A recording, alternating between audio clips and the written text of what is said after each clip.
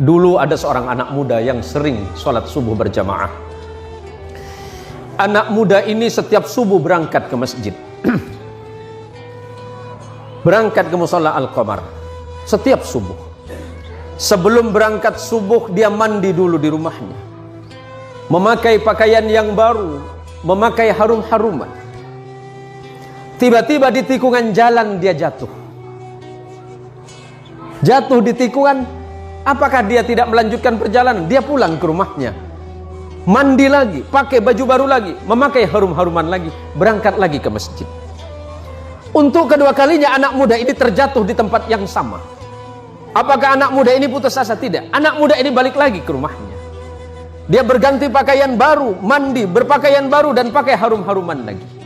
Dan ketiga kalinya dia berada di tikungan jalan di tempat dia jatuh semula, dari pertama dan kedua kali, tiba-tiba ada orang tua yang sedang memegang lampu.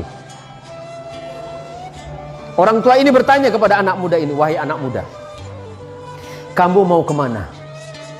"Saya mau ke masjid, Pak. Saya mau sholat subuh." "Iya, dari tadi saya melihatmu dari jauh, engkau jatuh. Tapi setelah itu engkau pulang lagi, kemudian kembali lagi, jatuh lagi, dan kemudian engkau pulang lagi untuk yang ketiga kalinya. Jadi bagaimana, Pak? Takutnya kamu jatuh, saya antarkan kamu ke masjid." Diantarkan oleh orang tua ini pakai lampu tadi. Sesampainya di depan masjid, sesampainya di depan mushola Al-Qamar, anggap Al-Qamar. Sesampai di depan mushola, orang ini bertanya, "Anak muda, apakah kamu masih mau sholat?" "Iya, Pak." "Apakah Bapak mau sholat dengan saya?" "Tidak." "Kenapa Bapak nggak mau sholat, cuma mengantarkan saya?" "Iya, karena memang tugas saya hanya ingin mengantarkanmu ke masjid ini." "Bapak kenapa nggak mau sholat?" Orang ini berkata, "Karena aku adalah syaitan." "Kenapa, Pak? Kok bisa?" "Iya. Hei anak muda, kamu tahu tidak yang menjatuhkanmu 1 kali dan 2 kali itu siapa? Itu saya." "Bapak siapa?" "Saya setan." "Tapi kenapa kalau memang Bapak setan masih mengantarkan saya ke masjid ini?" Apa jawaban setan? "Nak muda, ketika engkau tadi berangkat dari rumahmu dan aku jatuhkan di tikungan itu dengan harapan agar engkau tidak datang ke masjid, agar engkau tidak sholat berjamaah. Tapi ketika engkau pulang ke rumahmu, pada saat itu Allah mengampuni dosa kedua orang tuamu. Orang tuamu yang sedang berada di alam kubur, Allah ampunkan dosanya karena sebab engkau yang datang ke masjid. Yang kedua kalinya, ketika aku jatuhkan dengan harapan agar engkau tidak ke masjid, pada saat itu engkau kembali lagi, dan pada saat kembali itulah Allah mengampuni tetanggamu yang sedang tertidur pulas dalam keadaan tidak sholat.